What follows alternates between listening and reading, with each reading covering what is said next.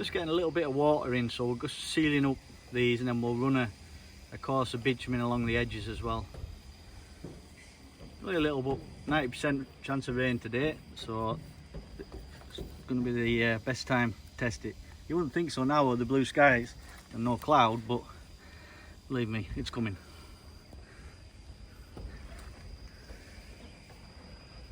Good.